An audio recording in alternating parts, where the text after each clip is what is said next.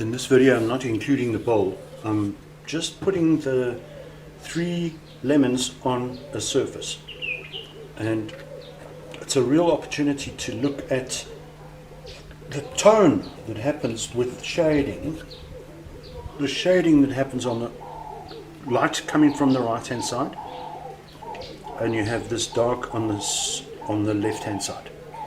So I'm going to be making some quite heavy marks with my charcoal pencil and focusing on the shape of the lemon. So I see this little point here, the little stem, and I'm going to make that quite strong. So that's that one, and then I've got this one which has got a little stem coming out of it like that, and it's got quite a strong shadow that happens in this section here. So I'm marking that in, and then I'm also going to be creating my shadows. So my shadows are on the left hand side, my left hand side and your left hand side. So we're going to get that in there, and we're going to get a little shadow. Shadows want to be at the bottom and on one side or the other side. This lemon looks like it's a bit too small, so what I'm going to do is I'm going to make this little stem bigger. So I'm creating a deeper, I want them to, okay, so we got one at the back, one coming forward, and then the third one is slightly different, and there's this negative space in between, which is what I want. I don't want it to be absolutely even. And then I'm changing the horizon line, I'm putting it up further and making it really dark. So what I really like about charcoal pencil is that you can start creating your tonal values before you put your color in. So there are tonals. I'm looking at this lemon here, and I'm seeing, okay, there's a very strong dark part underneath, like that. There's a little piece that is dark on this side of the lemon, and then we've got the little stem coming out, and yeah, we got it dark. So it's always on the left hand side, we've got this darker part. And when you put your tone in like this, the color is going to be easy. Actually, it's going to be easy. So we've already started the painting. So what I'm going to do is I'm going to take these lemons and put them aside, and I'll be keeping an eye on them. Keep observing the object. This one is trouble. It needs to be a bit fatter again. So I'm going to ignore this line in the inside, and I'm going to give myself a tonal value on the outside. Just like that.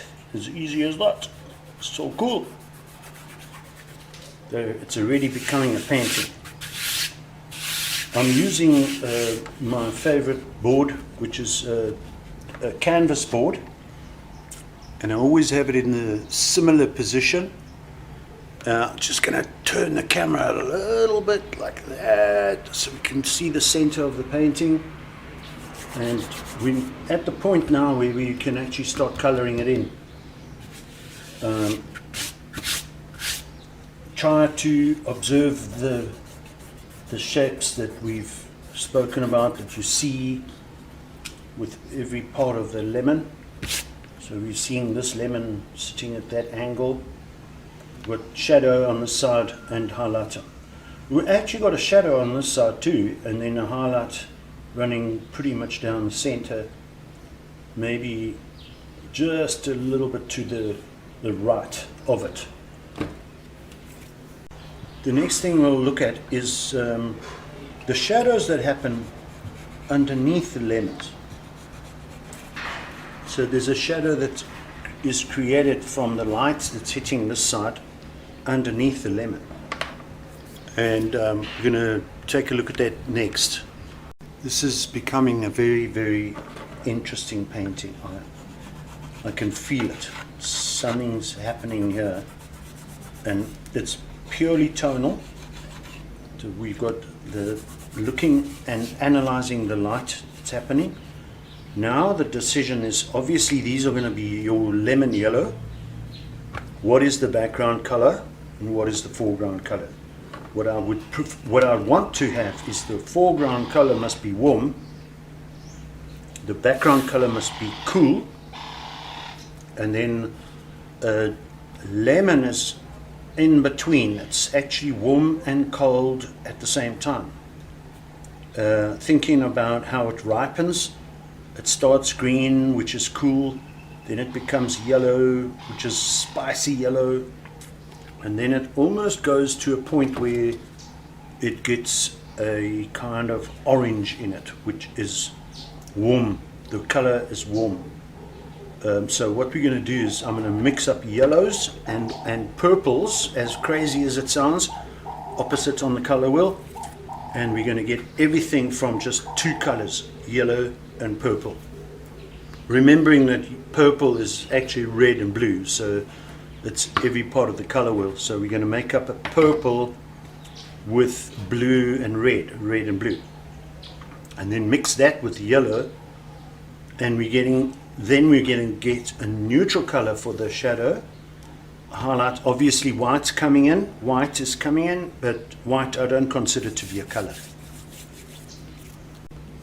What I like to do is work from the lighter to the dark side, to the shadow side, and then back to light again. That's what I like to do, and many people have different methods of doing that, but let's just start really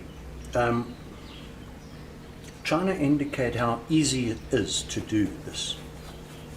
I'm watering down my lemon yellow, which has got a little bit of green feel to it, funny enough, and I'm going to just begin by skinning my lemon with the basic color that I know, because I'm not sure what the background's going to be yet. So we're looking at that color, very watered down, and we're going to get this skin in here. I really don't like hair in my paintings, as much as it's abstract. I don't want hair in the painting, but I'm getting myself a skin of yellow, which is then going to tell me where to go next, because I'm not sure what the background's going to be. It could be yellow with white, actually. I want to do the whole painting in just two colors. So it's a yellow with a purple, which is the opposite. My yellow is always at the top of my color wheel. At the top of my color wheel. And purple is the opposite side of the color wheel. But in the end, purple is a combination of red and blue, or blue and red. I like B before R. So that's going to be my next palette mixture while this is drying. And you can see how acrylic changes its color so quickly when it's drying. It dries lighter. It's a very, very beautiful day here in South Africa. Beautiful, beautiful sunny day and quite warm. Although we are heading into winter, I'm going to just get going on this to get this color in here. Yellow is a very difficult color to cover your lines, so you have to have multiple layers to cover your lines, but using white will help that. At the moment I'm using just pure yellow and getting my highlights, strong highlight on the right hand side, and looking at the shadows all the time. So every now and then you take your lemon out and you have a look at it and see what happens when the light changes. So the light changes and it gives you a completely different perspective or aspect on the painting itself. I'm going to have to put multiple layers of yellow on here to cover. But I do really know, I have an idea of my my shadowing area. So I'm covering that up, covering that second layer. And we're using acrylic paint. Oil paint would give you a more realistic representation of what you're doing while you're busy doing it. Acrylic dries in a funny kind of way, strange way, and you have to practice it and anticipate what it's going to do. So there are areas here that need to be dry, they need to dry out, and then second and third layers. And especially with white acrylic is going to help me to cover this area. The next thing I want to do once this is, while this is drying, I want to confirm the background. And the background I think must be a raw sienna. I've decided the raw sienna foreground must be warmer, maybe orange, more orange, a little bit of orange in the foreground to bring it forward. What I've done is I've added white to my yellow, which is a little bit dirty, and that's exactly what I want. I want it to be neutral, so I call it dirty, but actually it's a neutral color. Now that's way too bright, so I'm going to get some white out and add some white to my yellow, and I'll just dig it out of the tub like this. Add some white to my yellow, close up the tub because it dries out pretty quickly, and this background must be very light. I think it must be very light so that it brings the yellow of the lemons forward. And it can be as roughly done as you want it to be, and that will give you a feeling of a painterly effect. So I'm twisting my brush and getting different facets of the color. What I'm doing now is I'm mixing up a violet. It's more like a burgundy actually. Yeah? And let's get it to a violet. And I'm going to put it at the bottom of the painting. What I want to do is I want to put it on and then rub it off. I'm putting some deep shadows in here and just scrubbing it in. Like, got a bit of blue with my black, and I'm scrubbing in the shadows as if the brush doesn't matter. It's like it's just destroying the brush and scrubbing it in really tightly. And what I'm going to do is, so I've got a lighter yellow background and then the purple burgundy color in the foreground, which is hopefully bringing this forward and pushing the background towards the back. I'm going to leave that brush in the water and bring in some white into the lemons with a new brush. Let's see what we can do. Let's get a brush from there and we pick up some paint from the tub and let's do some strong highlights. The nice part about acrylic paint is that it in this kind of weather it just dries so quickly. So we're just bringing some highlights into the lemons here, all the way across. Put some from there all the way across, and what we're going to do then is I'm going to bring the yellow back into the lemons. So all I'm doing now is toning the lemons.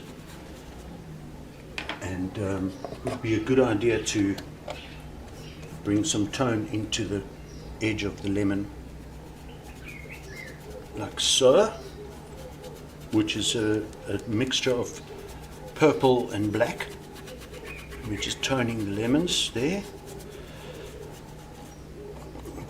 Pick up some more, get some really dark.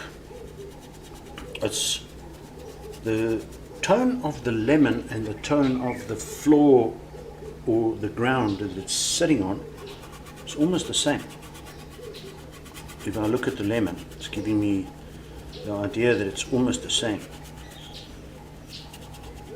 And that's close to what I want. Very thin paint. Quite thin down. So it's not the finished product. It's not what I want yet, but it's coming. I'm going to put some more yellow in. Remember that layers of acrylic paint is really what you're looking for. So I'm just putting some lemon yellow straight on top. And lots of the tone is just going to show through. Lots of the tone is going to just show through the background. Like a skin of color. And that's what I want. I want that to be strong, very thin down and showing through. So my pencil mark or my charcoal mark is starting to disappear. It's starting to get covered up. There we go. That's a bit strong. So yeah, we just keep going and see what happens. Remember what we were doing was looking at the lemon from the different angles, the different ways of seeing this lemon. Perfect shape, lovely shape to paint. So thin skins of acrylic paint are going to show, well, it's going to cover the background. It's cover those pencil marks. And then I'm going to come back in and, you know what would be good? I think what would really be good is to have, while we've got this lemon color, this lemon yellow color, is put some of the reflected light in the bottom, underneath. So the purple and the yellow are going to mix together to create this neutral color. And I think that's going to be cool because the paint is so thin.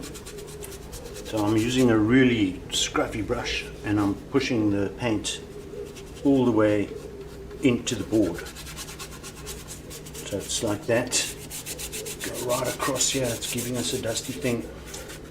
As you can see, the sun is starting to go down or set, and it's starting to shine on the board.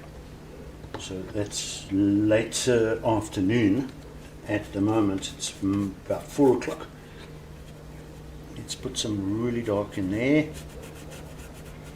and again it's just dusting it across the painting, getting that thin layer of paint. Okay, and that's cool for now. Let's see what happens maybe tomorrow. We have to come back tomorrow because of the sunlight starting to affect the board.